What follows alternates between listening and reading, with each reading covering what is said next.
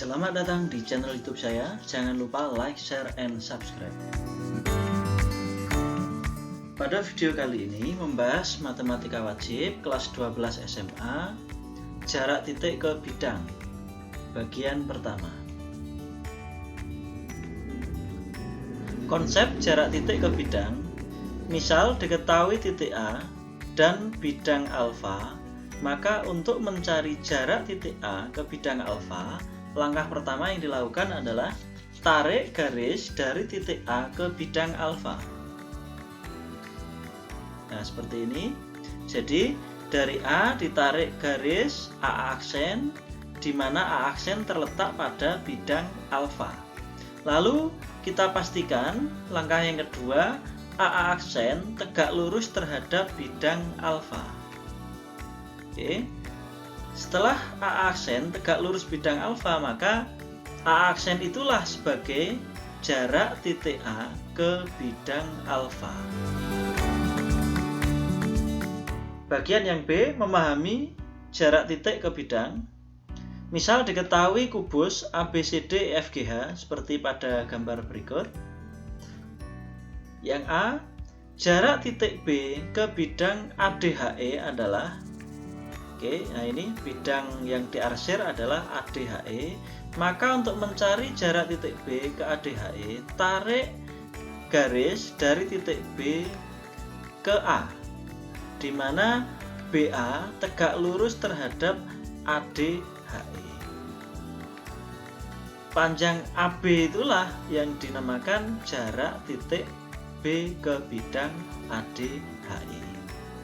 Lanjut ke yang B, jarak titik C ke bidang ADHE.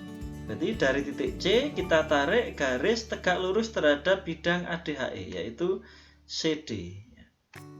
Nah, garis CD inilah yang merupakan jarak titik C ke ADHE, karena CD tegak lurus terhadap ADHE. Jadi, jarak titik C ke bidang ADHE adalah CD.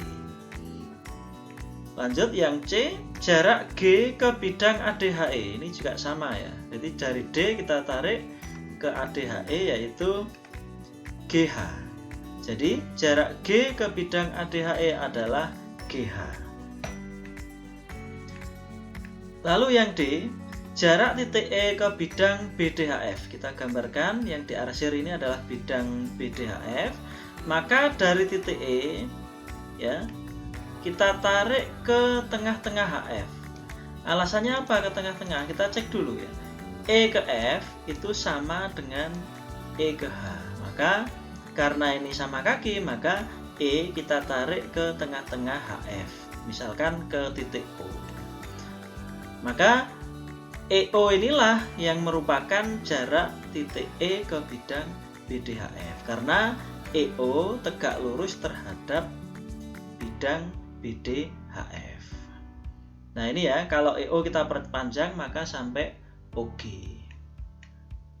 Lalu untuk soal berikutnya, ya, yang E, jarak titik A ke bidang BDHF.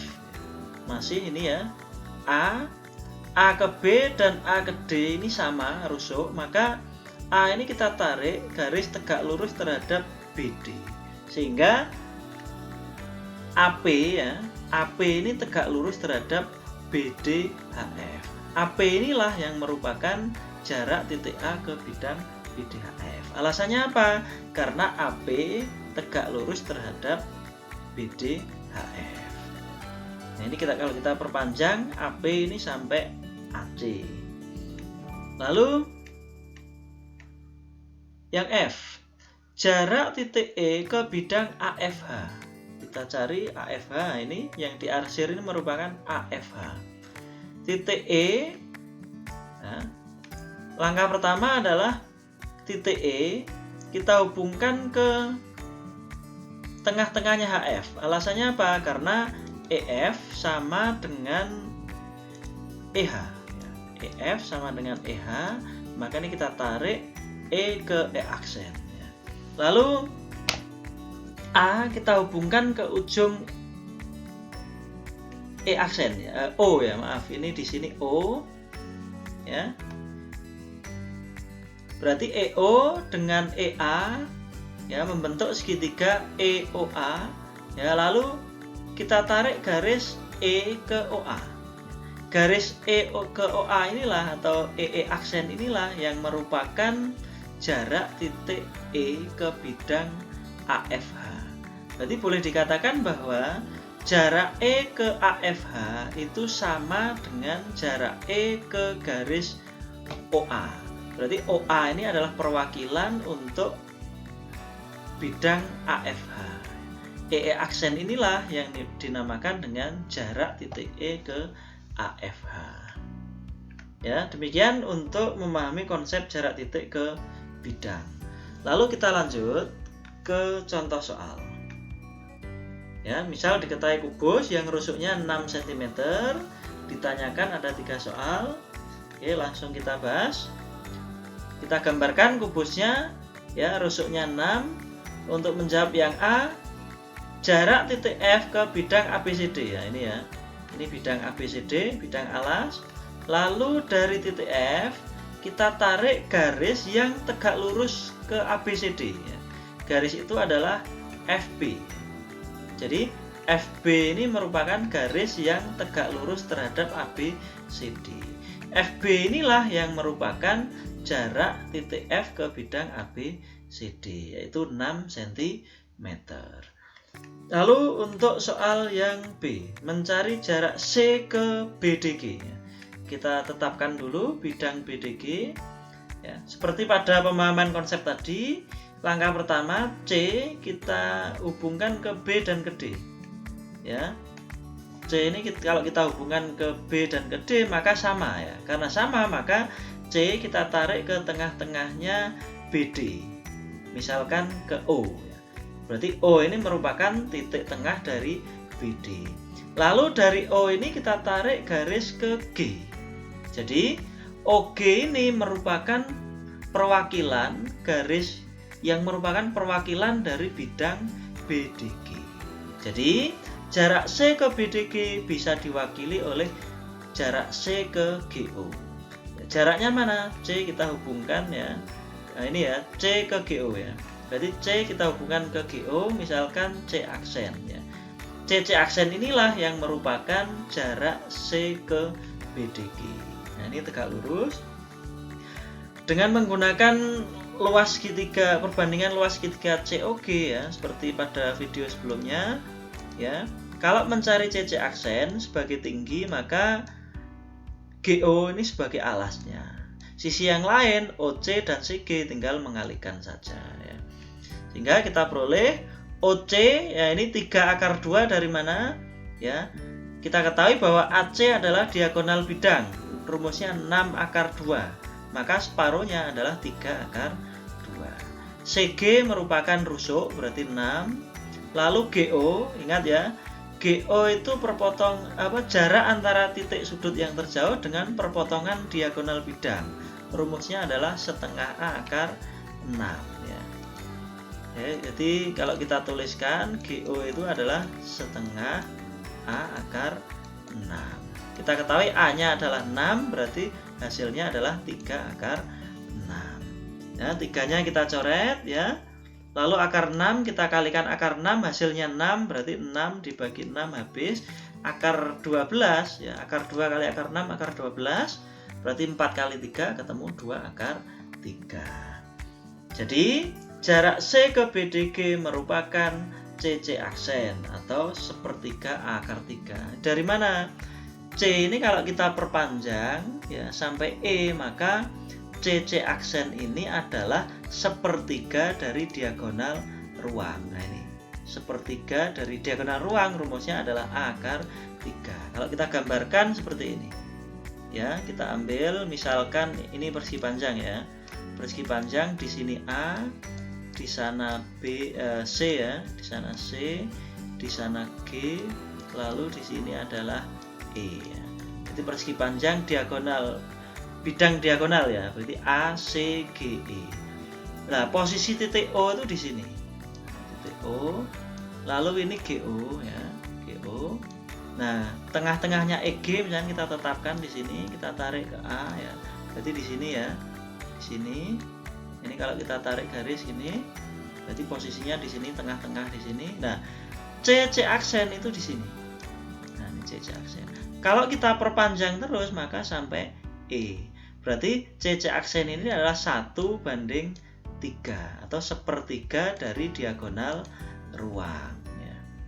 Seperti itu. Nah, ini ya. Ini 1/3. Berarti yang C ke E ya, atau E ke C itu adalah 2/3 dari diagonal ruang. Nah, ini untuk menjawab yang C ya. Jarak E ke BDG. Jarak E ke BDG itu sama aja EC aksen ya. Nah, EC aksen itu di sini adalah 2/3 ya. Ini 1, 2. Ya, kalau kita perjelas seperti ini ya. Nah, ini 1, 2/3. Jadi untuk E ke BDG itu 2/3 dari CE.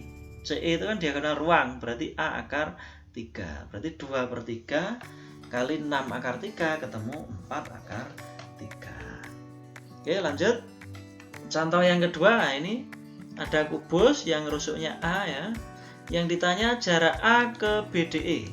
Misalnya kita gambar BDE. Oke, kita ganti warnanya ya. Misalkan biar jelas ya, kita ganti merah misalkan BDE ya ini. Ternyata jarak A ke BDE ini adalah 1/3-nya. 1/3 dari diagonal ruang AG ya. Ya. Nah, ini 1/3 dari diagonal ruang AG. Jadi untuk yang G ke BDE ya ini itu berarti 2/3-nya. Berarti 2/3 dari diagonal ruang. Nah, untuk soal yang berikutnya caranya sama ya. Jadi tinggal melihat 1/3 atau 2/3. Kita ambil contoh misalkan yang yang C ya. Jarak E ke AFH. E ke AFH. Ya, AFH itu misalkan ini ya, mana AFH. Nah, ini AFH. Nah, di sini ya, ini kalau kita paskan gini, E ke AFH ini dekat ya. Dekat ini berarti 1/3 akar 3. Dan sebaliknya kalau C ke AFH maka ini jauh ya, berarti 2/3 akar 3. Dengan cara yang sama, G ke CFH. G kalau ke CFH ya. CF. Nah, maka ini cenderung lebih dekat ya. Berarti ini 1/3 akar 3. Untuk yang A ke AFH, CFH, A ke CFH ini cenderung jauh ya. Kalau jauh berarti ini 2/3 akar 3. Demikianlah ya untuk materi jarak titik ke bidang. Ini latihannya bisa dicoba ya. Untuk video berikutnya akan kita bahas contoh-contoh soal untuk jarak titik ke bidang. Demikianlah video saya kali ini. Jangan lupa like, share, and subscribe.